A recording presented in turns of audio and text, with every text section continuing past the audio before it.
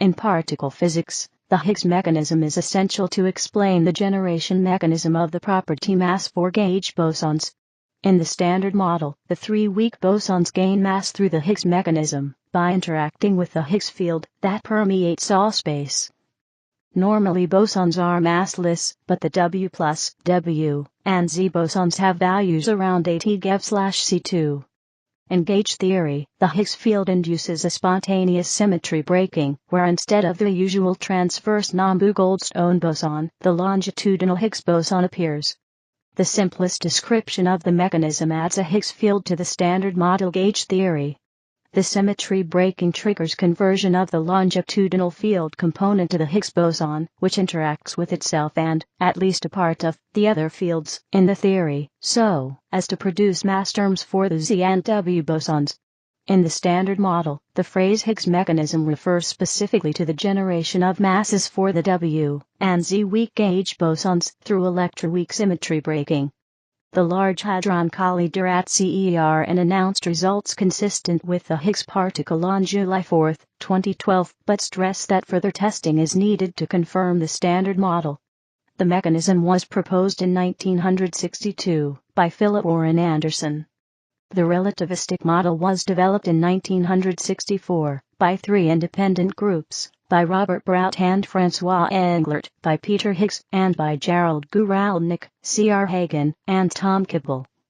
The Higgs mechanism is therefore also called the Brout-Englert-Higgs mechanism or Englert-Guralnik-Hagen-Kibble mechanism, Anderson-Higgs mechanism, Anderson-Higgs-Kibble mechanism, Higgs-Kibble mechanism by Abdus-Salam, and ABEGHHK''TH mechanism for Anderson, Brout, Englert, Guralnik, Hagen, Higgs, Kibble, and T. Hooft by Peter Higgs.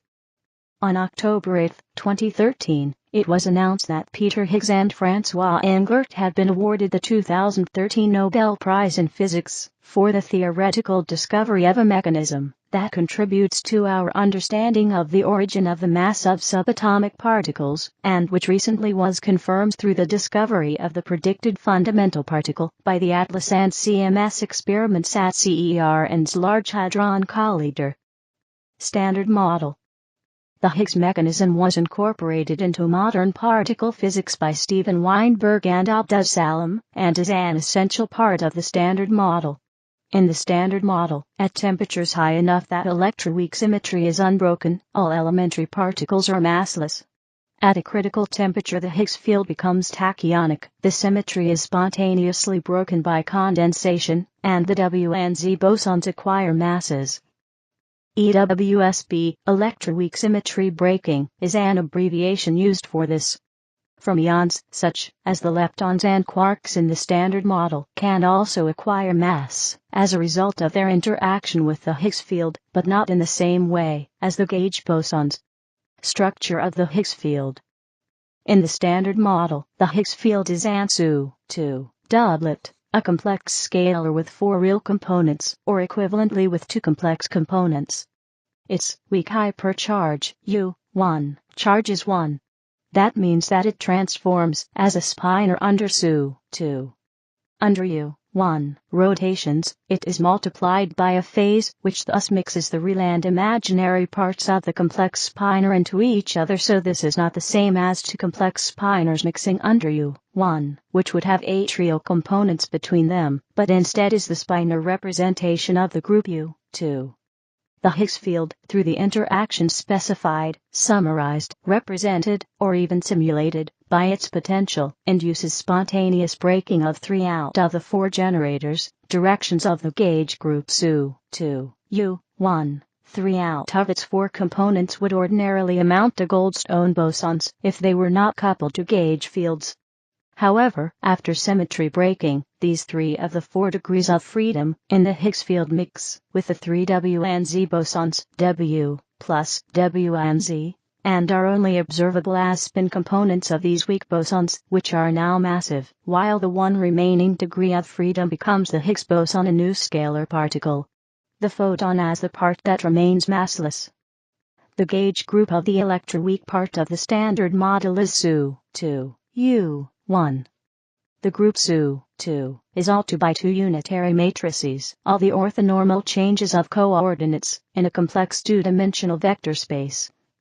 Rotating the coordinates so that the second basis vector points in the direction of the Higgs boson makes the vacuum expectation value of H the spinor 0, V.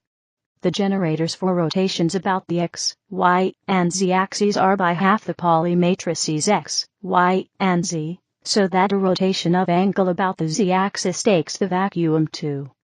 While the TX anti-generators mix up the top and bottom components of the spinor, the TZ rotations only multiply each by opposite phases. This phase can be undone by a U1 rotation of angle 1/2. Consequently, under both an SU2 TZ rotation and a U1 rotation by an amount 1/2, the vacuum is invariant. This combination of generators defines the unbroken part of the gauge group, where TZ is the generator of rotations around the Z-axis in the SU2, and Y is the hypercharge generator of the U1. This combination of generators, a Z rotation in the SU2, and a simultaneous U1 rotation by half the angle, preserves the vacuum and defines the unbroken gauge group in the standard model, namely the electric charge group. The part of the gauge field in this direction stays massless and amounts to the physical photon. Consequences for fermions. In spite of the introduction of spontaneous symmetry breaking, the mass terms oppose the curl gauge invariance. For these fields, the mass term should always be replaced by a gauge invariant Higgs mechanism.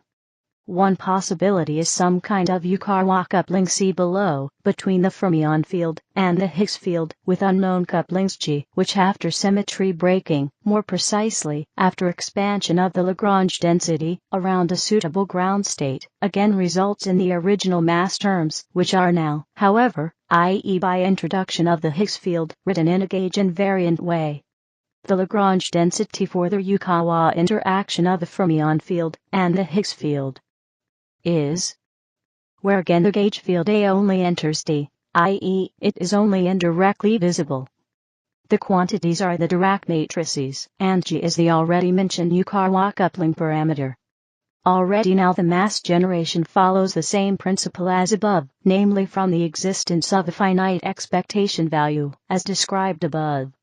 Again, this is crucial for the existence of the property mass. History of research. Background. Spontaneous symmetry breaking offered a framework to introduce bosons into relativistic quantum field theories. However, according to Goldstone's theorem, these bosons should be massless. The only observed particles which could be approximately interpreted as Goldstone bosons were the pions, which Yoichiro Nambu related to curl symmetry breaking. A similar problem arises with Yang-Mills theory, also known as non-Abelian gauge theory, which predicts massless spin-1 gauge bosons. Massless weakly interacting gauge bosons lead to long-range forces, which are only observed for electromagnetism, and the corresponding massless photon. Gauge theories of the weak force needed a way to describe massive gauge bosons in order to be consistent. Discovery. 5 of the 6 2010 APS Sakurai Prize winners, L. Tour, Tom Kibble, Gerald Guralnik, Carl Richard Hagen, Francois Englert, and Robert Brout. Number 6, Peter Higgs 2009. Wikinews has related news, prospective Nobel Prize for Higgs boson work disputed. The mechanism was proposed in 1962 by Philip Warren Anderson, who discussed its consequences for particle physics, but did not work out an explicit relativistic model. The relativistic model was developed in 1964 by 3 independent groups: Robert Brout and Francois Englert, Peter Higgs, and Gerald Guralnik, Carl Richard Hagen, and Tom Kibble. The mechanism is closely analogous to phenomena previously discovered by Yoichiro Nambu involving the vacuum structure of quantum fields and superconductivity. a similar but distinct effect involving an affine realization of what is now recognized as the Higgs field, known as the Stekelberg mechanism, had previously been studied by Ernst Stekelberg. These physicists discovered that when a gauge theory is combined with an additional field that spontaneously breaks the symmetry group, the gauge bosons can consistently acquire a non-zero mass in spite of the large values involved. See below. This permits a gauge theory description of the weak force, which was independently developed by Steven Weinberg and Abdus Salam in 1967. Higgs's original article presenting the model was rejected by Physics Letters. When revising the article before resubmitting it to Physical Review Letters, he added a sentence at the end, mentioning that it implies the existence of one or more new, massive scalar bosons, which do not form complete representations of the symmetry group. These are the Higgs bosons. The three papers by Brout and Englert, Higgs and Guralnik, Hagen, and Kibble were each recognized as milestone letters by Physical Review Letters in 2008. While each of these seminal papers took similar approaches, the contributions and differences among the 1964 PRL symmetry breaking papers are noteworthy. All six physicists were jointly awarded the 2010 J.J. Sakurai Prize for Theoretical Particle Physics for this work. Benjamin W. Lee is often credited with first naming the Higgs-like mechanism, although there is debate around when this first occurred. One of the first times the Higgs name appeared in print was in 1972 when Gerardus de Hooft and Martinus J. G. Veltman referred to it as the Higgs-Kibble mechanism in their Nobel-winning paper. Examples: the Higgs mechanism occurs whenever a charged field has a vacuum expectation value. In the non-relativistic context, this is the Landau model of a charged Bose-Einstein condensate, also known as a superconductor. In the relativistic condensate, the condensate is a scalar field, and is relativistically invariant. Landau model. The Higgs mechanism is a type of superconductivity which occurs in the vacuum. It occurs when all of space is filled with a sea of particles which are charged, or, in field language, when a charged field has a non-zero vacuum expectation value. Interaction with the quantum fluid filling the space prevents certain forces from propagating over long distances, as it does in a superconducting medium, e.g., in the Ginzburg-Landau theory. A superconductor expels all magnetic fields from its interior, a phenomenon known as the Meissner effect. This was mysterious for a long time because it implies that electromagnetic forces somehow become short-range inside the superconductor. Contrast this with the behavior of an ordinary metal. In a metal, the conductivity shields electric fields by rearranging charges on the surface until the total field cancels in the interior. But magnetic fields can penetrate to any distance, and if a magnetic monopole, an isolated magnetic pole, is surrounded by a metal, the field can escape without collimating into a string. In a superconductor, however, electric charges move with no dissipation, and this allows for permanent surface currents, not just surface charges. When magnetic fields are introduced at the boundary of a superconductor, they produce surface currents which exactly neutralize them. The Meissner effect is due to currents in a thin surface layer, whose thickness, the London penetration depth, can be calculated from a simple model, the Ginzburg-Landau theory. This simple model treats superconductivity as a charged Bose-Einstein condensate. Suppose that a superconductor contains bosons with charge q. The wave function of the bosons can be described by introducing a quantum field, which obeys the Schrödinger equation, as a field equation, in units, where the reduced Planck constant is set to 1. The operator, x, annihilates a boson at the point x, while its adjoint creates a new boson at the same point. The wave function of the Bose-Einstein condensate is then the expectation value of x, which is a classical function that obeys the same equation. The interpretation of the expectation value is that it is the phase that one should give to a newly created boson so that it will coherently superpose with all the other bosons already in the condensate. When there is a charged condensate, the electromagnetic interactions are screened. To see this, consider the effect of a gauge transformation on the field. A gauge transformation rotates the phase of the condensate by an amount which changes from point to point, and shifts the vector potential by a gradient. When there is no condensate, this transformation only changes the definition of the phase of at every point.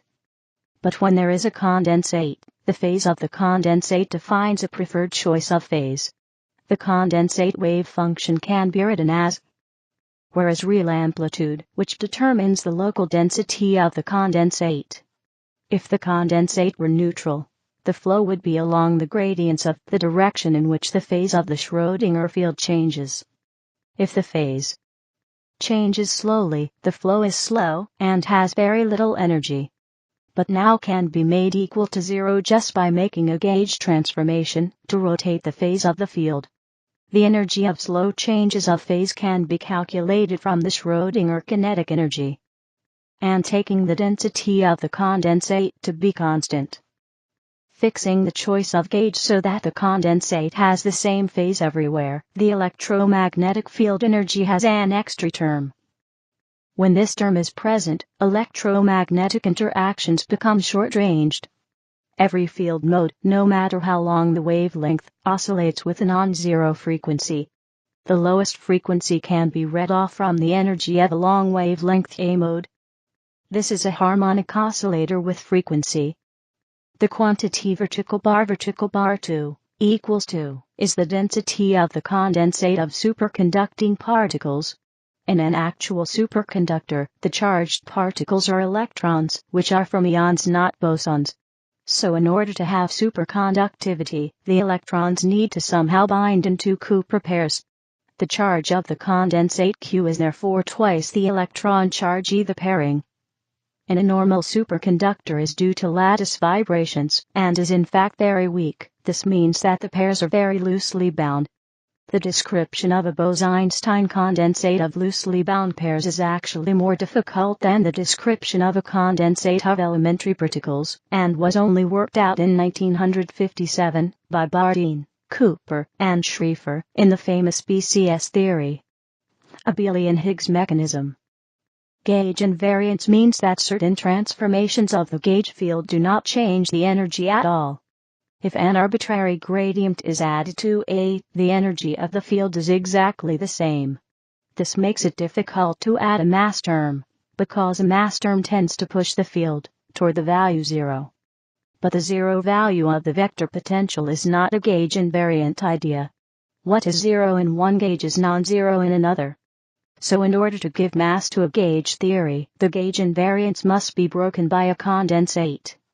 The condensate will then define a preferred phase, and the phase of the condensate will define the zero value of the field in a gauge invariant way. The gauge invariant definition is that a gauge field is zero when the phase change along any path from parallel transport is equal to the phase difference in the condensate wave function.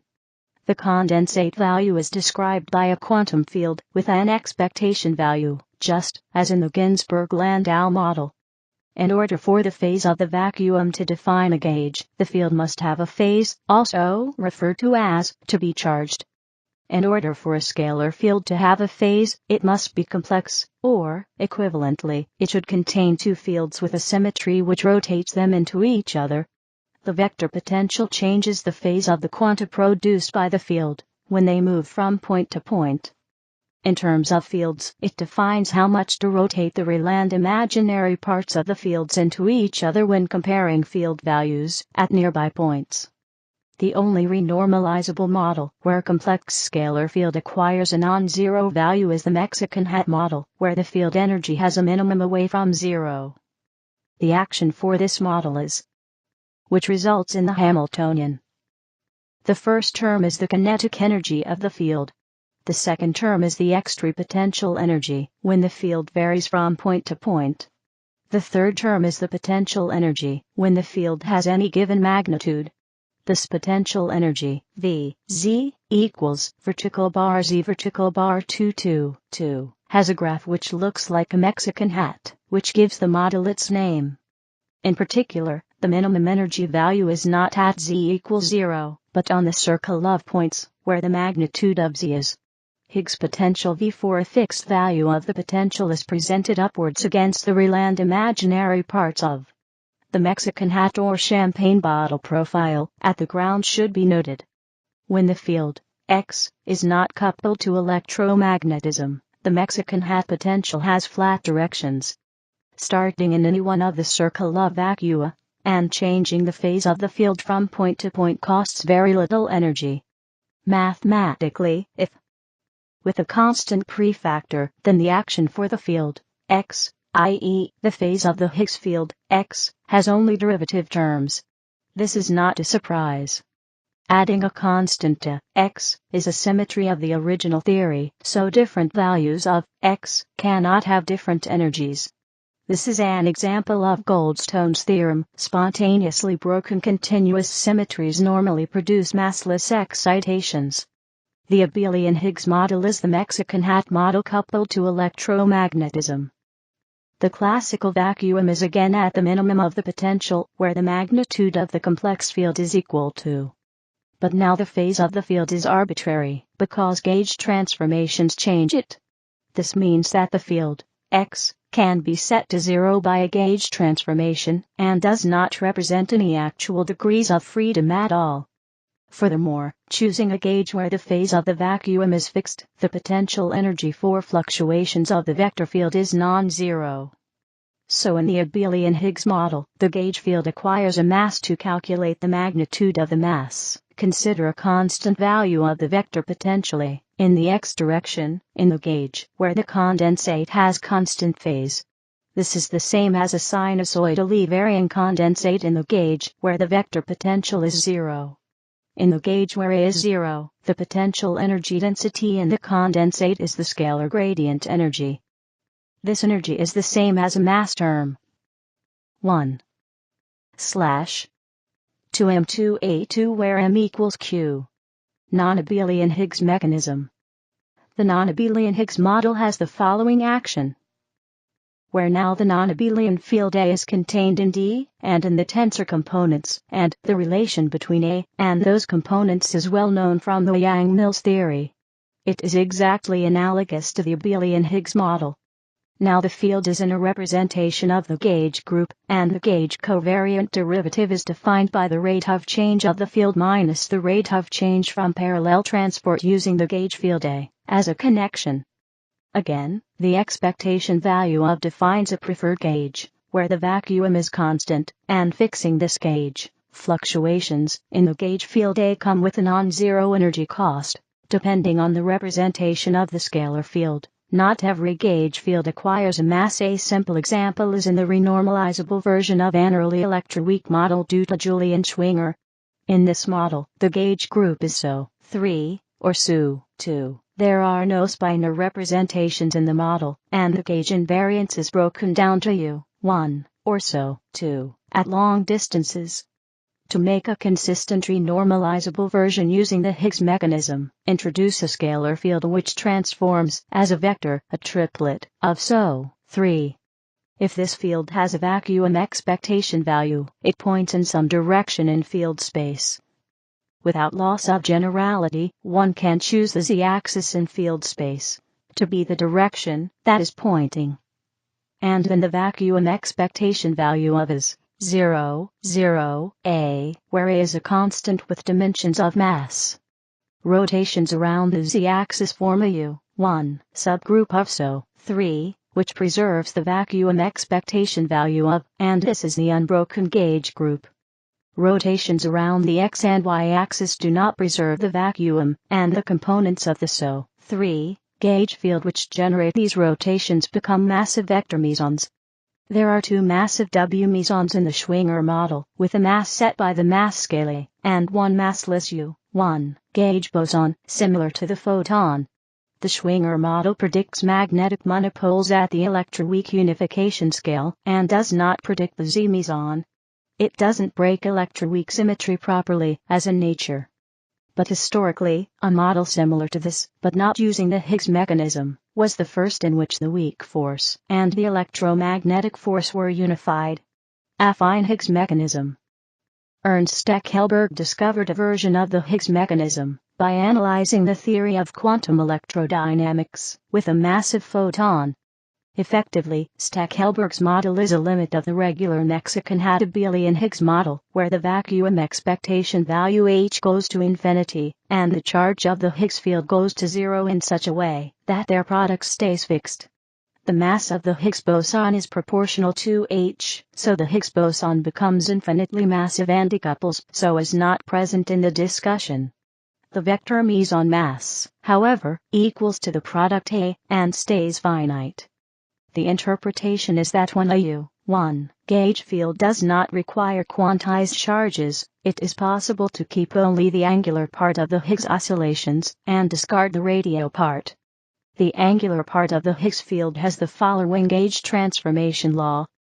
The gauge covariant derivative for the angle, which is actually gauge invariant, is, in order to keep fluctuations finite and non-zero in this limit, should be rescaled by h, so that its kinetic term in the action stays normalized.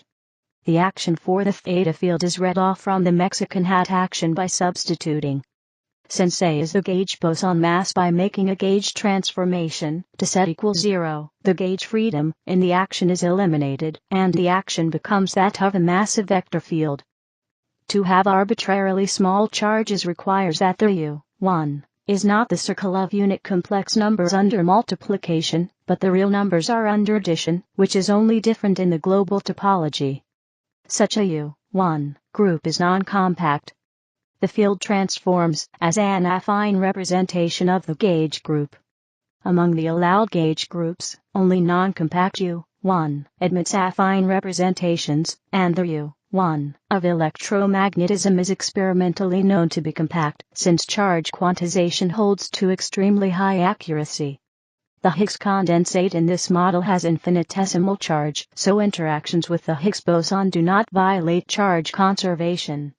The theory of quantum electrodynamics with a massive photon is still a renormalizable theory, one in which electric charge is still conserved, but magnetic monopoles are not allowed. For non-Abelian gauge theory, there is no affine limit, and the Higgs oscillations cannot be too much more massive than the vectors.